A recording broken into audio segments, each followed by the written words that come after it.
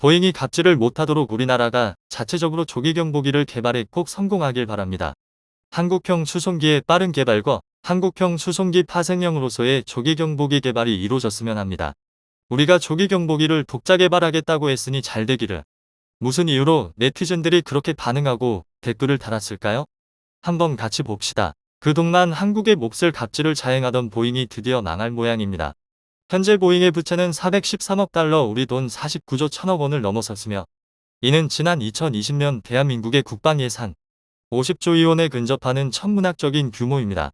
그리고 이에 따라 신용 등급이 급락하며 파산 위기에 직면해 있는 상황인데요.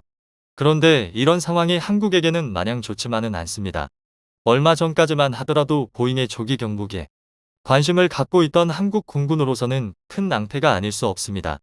때문에 대한민국 공군은 다른 후보군에 있는 조기 경보기를 물색했는데요. 그런데 이 기체들이 보잉의 E737을 대체하기에는 마주 심각한 결점이 있다는 사실이 드러난 것입니다. 언론 보도에 따르면 두 기체 모두 군이 제시한 락을 충족하지 못하는 반쪽짜리 조기 경보 통제기라고 하는데요. 이렇게 되면 외산 도입으로는 조기 경보 통제기를 도입할 수 없습니다. 이에 따라 아예 국산 조기 경보 통제기를 개발하자는 의견에 힘이 실리고 있는 상황입니다. 하지만 국내 많은 여론의 의견이 일치하지는 않습니다. 외산 민항기를 개조해 도입하자는 이들과 순수 국산 조기 경보 통제기를 개발해야 한다는 이들이 각을 세우고 있기 때문입니다. 그렇다면 보잉이라는 업체가 얼마나 망가졌길래 우리 군에서조차 보잉의 기체를 선택하는 것을 조심스러워하는 것일까요? 국제적인 신용평가사 SPP치 등이 연달아 보잉의 신용등급을 투기 등급 직전만 BBB로 격하했습니다. 잇따른 항공사고와 수익 악화가 문제였는데요. 이에 따라 보잉은 채권마저도 제대로 발행하지 못하는 식물기업이 됐고, 회생을 위해 미정부의 자금 지원을 요청하는 지경이 됐습니다. 그나마 지난해 10월부터 보잉 맥스의 개선을 본 신용사들이 채권의 등급을 안정적이라고 평가하고 있으나 아직도 BBB 신용등급을 벗어나지 못하고 있을 정도인데요. 이 정도면 아무리 중요한 방산기업이라 할지라도 파산을 면하기는 어렵습니다. 그런데 여기서 흥미로운 것은 보잉의 몰락을 안타까워하는 이들이 별로 없다는 것입니다. 심지어 미국 내에서조차 보잉을 살려서는 안 된다는 이야기가 나올 정도입니다. 그래서일까요? 우리 군이 갑질 항공기업 보잉을 퇴출했다는 언론 보도까지 등장했습니다. 지난 1월 19일 한 언론이 보도한 바에 따르면 우리 군은 최근 차기 조기 경보기 도입 사업에 참가한 보잉을 자격 미달을 근거로 사업자에서 제외했다고 전했는데요. 그러나 아직 보잉이 사업에서 퇴출당했다거나 국산 조기 경보 통제기 개발이 결정됐다는 내용의 보도가 공식적으로 나온 적은 없습니다.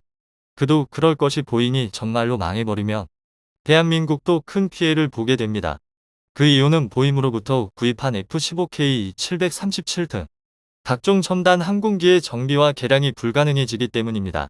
한마디로 보잉의 기체를 선뜻 구매하는 것도 문제고, 그렇다고 보잉이 망하는 것을 마냥 좋게만 볼 수 없는 상황입니다. 즉 이번 조기 경보기 도입은 쉽게 결정할 일이 아니란 것입니다.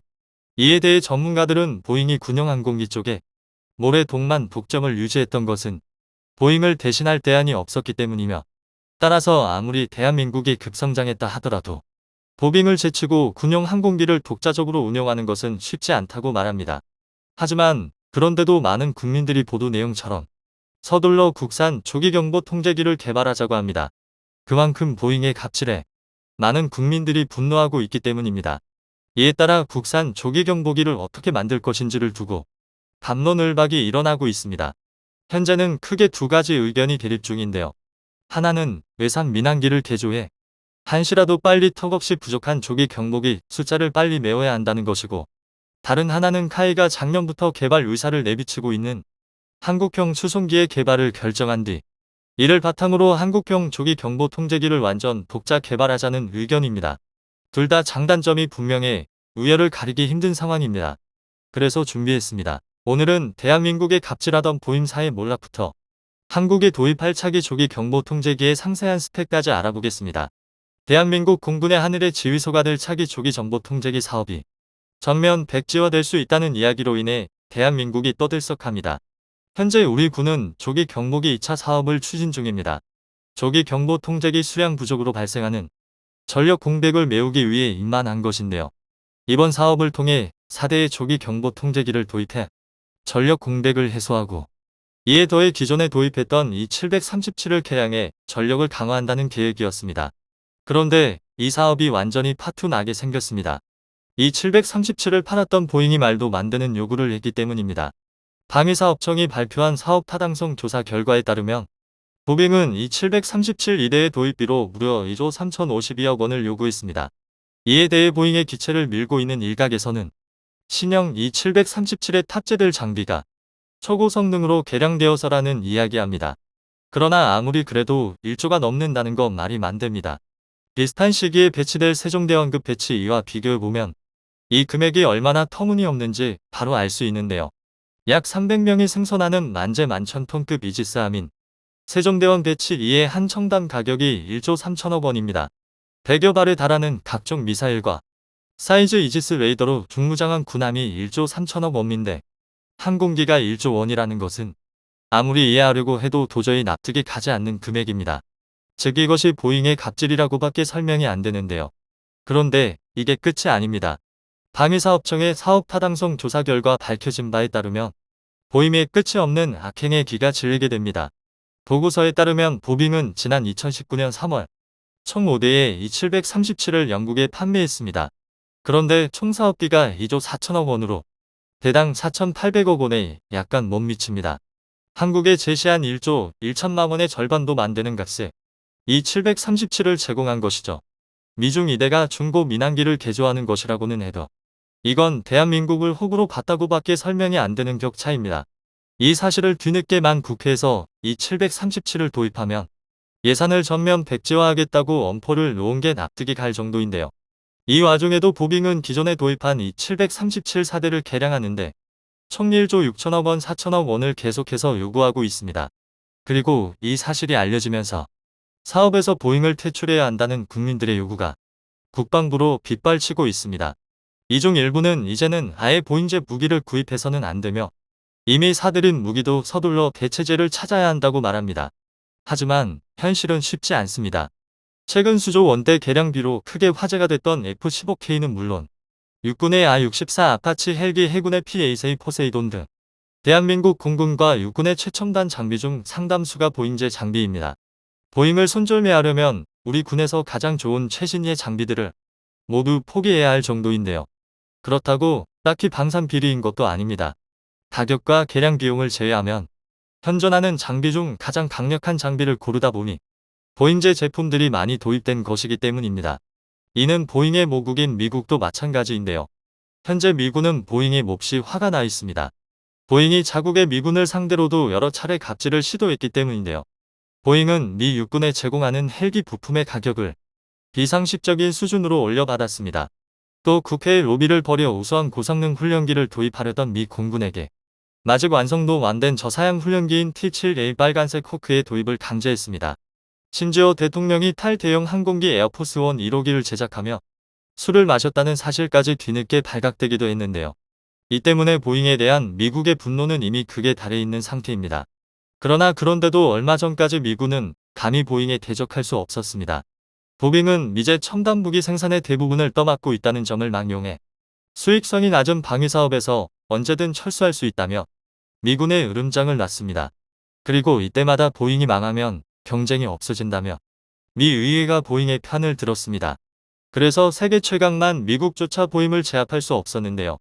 미군조차 이 지경이니 대한민국이라고 보잉에 대적할 방법이 있을 리가 없었습니다. 그런데 이제는 아닙니다. 지위를 망용해 갑질을 일삼던 보잉사가 결국 치명적인 실책으로 인해 몰락하고 있기 때문입니다. 지난 2020년 보잉의 신용 등급은 투기 등급 바로 직전인 BBB까지 떨어졌습니다. 무리해서 추진한 신형 민항기 보잉 737 맥스가 결함으로 연달아 추락하고 사업이 급격히 악화한 게 원인이었는데요. 이에 따라 한때 400달러를 오고 가던 보잉의 주가가 200달러 선까지 급락하고 말았습니다. 결국 스스로 빚을 갚을 능력이 없다고 본 보잉이 미 의회 자금 지원을 통한 기업 회생을 요구했는데요. 그런데 그 와중에도 갑질을 시전했습니다. 자신들이 망하면 미국의 국방산업에 치명적인 문제가 발생할 테니 자신들을 반드시 살려야 한다며 의회를 협박한 것입니다. 이 사실이 알려지자 미국의 여론조차 보잉에 등을 돌리기 시작했습니다. 심지어 일각에서는 보잉을 갈기갈기 찢어버려야 한다는 이야기가 나올 정도인데요. 안보에 필요한 사업부만 회생시켜 분야별로 분사시키고 보임이라는 이름은 역사에서 지워버리자는 주장을 펼치고 있을 정도입니다. 이로 만해 보잉이 진짜로 망할 수도 있다는 예측이 등장했는데요. 만약 미국의 여론대로 보잉의 방위 사업만 남게 되면 한국에게는 굉장히 좋은 이점으로 작용할 수 있습니다. 그 이유는 이러한데요. 미국이 정말 보잉을 분할한다면 초거대 독과점 방위사업체 보잉의 로비력이 사라지게 되면서 T500I T7을 꺾거나 E737의 도입가가 정상화되는 등 긍정적인 효과가 있을 것이란 예측입니다. 하지만 이는 어디까지나 보임이 정말로 망했을 때의 이야기입니다. 2022년 1월 현재를 기준으로 보임은 아직 건재하며 막다른 길에 몰려 어떻게든 자금을 확보해야 하는 보임의 갑질은 날이 갈수록 심해지고 있습니다. 그래서 많은 이들이 적어도 신용조기 경보기만이라도 보잉의 E737이 아니라 다른 외산을 도입해야 한다고 주장합니다. 이들이 도입해야 한다고 주장하는 것은 스웨덴 사부사의 글로벌 아이와 미스라엘 IAI사의 LO 2085로 둘 다 보잉의 E737보다 훨씬 저렴하고 나름의 장점을 가지고 있다는 게 이들의 의견인데요. 그런데 엄청난 문제가 생겼습니다. 그것은 바로 보잉을 대체할 기체들의 성능이 떨어진다는 것입니다. 이 때문에 한국 공군은 고민의 싸마였습니다.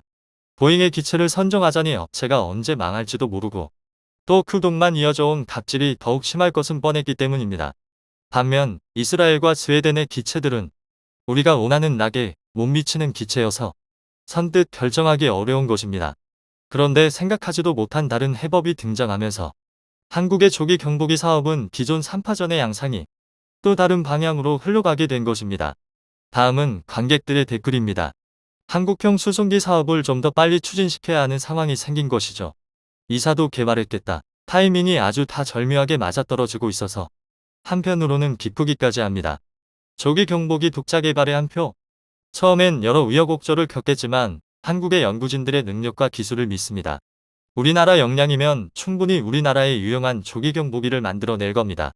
장기적으로 보면 개량 유지 모습까지 생각하면 독자 개발이 더 이익일 수도. 보잉도 수명이 다 되어가는구나. 오죽하면 자기 나라에서도 퇴출시키려 하겠나. 이런 걸 봐서도 자주 국방은 필수다. 국방에 틈이 생기는 위험은 있지만 국산 조기 경보기 개발로 가야 한다. 생각이 단순하다면 미안하지만 내 의견은 국산 개발 쪽이다. 좋으셨다면 구독과 좋아요 부탁드립니다.